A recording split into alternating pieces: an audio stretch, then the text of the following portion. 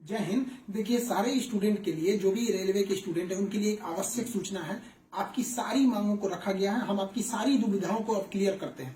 देखिए, 28 जनवरी को किसी भी तरह के किसी भी प्रोटेस्ट में आप हिस्सा न लें, ये आपके लिए गलत साबित हो जाएगा। हम आपकी सारी समस्याओं को एक एक करके सिलसिलेवार तरीके से बताते हैं। देखिए, अभी एक वीडियो आया, बिहार के पूर्व उप मुख्यमंत्री जो सुशील मोदी जी थे, उन्होंने कहा कि वो रेलवे मंत्री से बात किए, वो स्टूडेंट के मांग पे सहमत है। और आरआरबी रेल मंत्री भी इस बात से सहमत है कि वो 20 गुना रिजल्ट देंगे, अर्थात ओरिजिनल जो नंबर रिपीट नहीं करेंगे, यूनिक नंबर जो दिए जाएंगे, अर्थात 3.5 लाख और लड़कों को जोड़ा जाएगा। एनटीपीसी वालों की समस्या खत्म।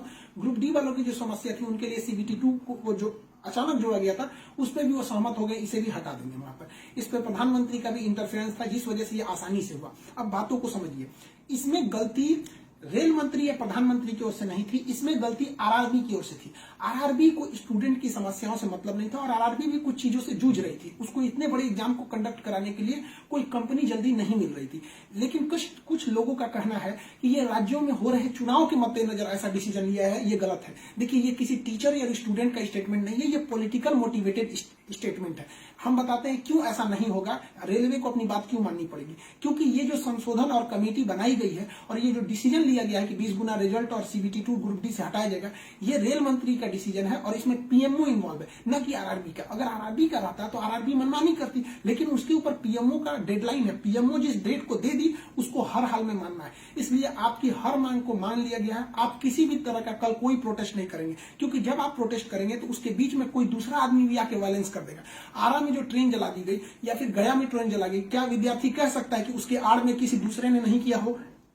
करेगा कोई भी, भुगतेंगे स्टूडेंट। आपके लिए हम खड़े हैं बाबू। आपकी हर मांगों को हम शुरू से ही उठाते हैं। लेकिन जब हम वहां जाते हैं मंत्रालय में बात करने के लिए या बोर्ड ऑफिस में बात करने के लिए, तो वहां हम क्या जवाब देंगे किसी हिंसा का? वो यही पूछेंगे ना, जब बातें मान ली गई है तो आप क्यों हिंसा कर रहे हैं? तो इसलिए आप कल किसी भी तरह का, एक कह रहा है कोई भारत बंद होगा, क्यों भैया? आपकी स्टूडेंट की मांग हो गई, खत्म कहानी। अब आप पढ़ाई पे ध्यान दीजिए, ऐसे किसी भी और फेक न्यूज अफवाहों पे ध्यान नहीं दीजिए। कुछ भी जो यूट्यूब वाले हैं कुछ भी लिख देते हैं, ऐसे चीजों से आप बचिए।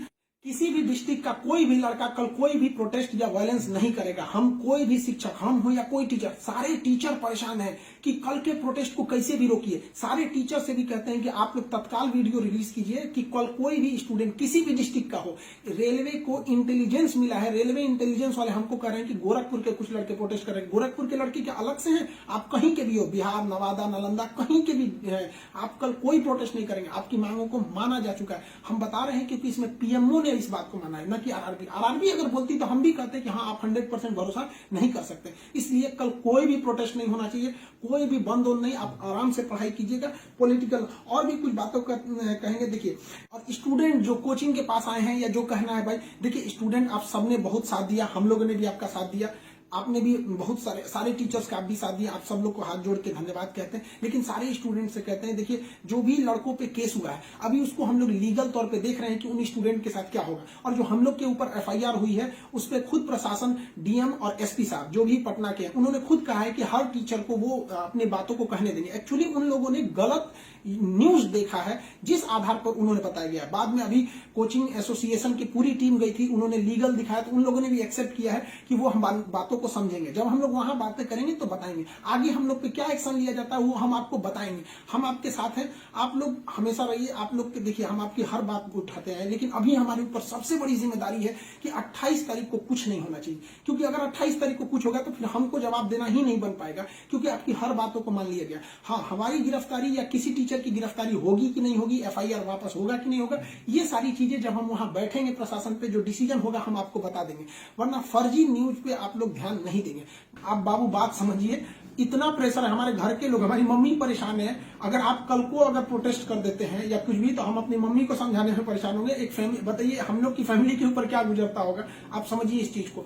हम इसलिए फिर हर स्टूडेंट को हम हाथ जोड़ते हैं, बाबू हम ठीक हैं फिलहाल। अगर पुलिस कुछ भी कार्रवाई करती है हमारे ऊपर, हम आपको बताएंगे। ठीक है, ऐसा नहीं है। पुलिस प्रशासन भी पढ़ी लिखी होती है, ऐसा नहीं है कि जो वहां पे बैठे हैं वो आपकी तरह स्टूडेंट नहीं रहेंगे, वो भी समझते हैं। उन लोग की जिम्मेदारी बताइए, पटना के डीएम और एसपी साहब की इसमें क्या गलती थी? लेकिन प्रेशर तो उनके पास है कि आप लॉ एंड ऑर्डर को मेंटेन कीजिए, तो वो लोग भी इसको कर रहे हैं। उन लोग के पास जैसा डिसीजन होगा हम आपको बताएंगे। और हाँ, ये बात हम हमेशा कहते हैं कि जो रेलवे बोर्ड बनाया गया वो इलेक्शन से मोटिवेटेड नहीं है, ये पीएमओ के इंटरफेयर के बाद इसे बनाया गया है। हम आप सारे स्टूडेंट जो हमारे साथ खड़े हैं, हम आप सबको भी हम कहते हैं आप लोग को धन्यवाद, और प्रशासन को भी कहते हैं कि देखिए, अगर हमारे नाम से कोई आईडी बनी है तो वो हमारी नहीं हो सकती। अगर कोई बराक ओबामा के नाम से आईडी बना के कुछ बनाता है तो उसमें बराक ओबामा को आप अरेस्ट या एफआईआर नहीं कर सकते। तो आप पहले उसकी सत्यता की जांच कीजिए। रही बात खान सर का नाम क्यों आ जाता है, तो ये भैया एक बात बताओ कि विद्यार्थी का इशू रहेगा, टीचर का नाम नहीं आएगा। हाँ, आप पूजा करिएगा और गणेश जी का नाम नहीं होगा। कोई भी पूजा करिएगा सबसे पहले वहीं से शुरुआत होती है। तो आप कश्मीर से कन्याकुमारी तक हर स्टूडेंट से पूछिएगा, उनके इशू में हम साथ रहते तो हमारे लिए खड़े रहेंगे वहां पर। तो इसलिए इसको भी समझिए वहां पर।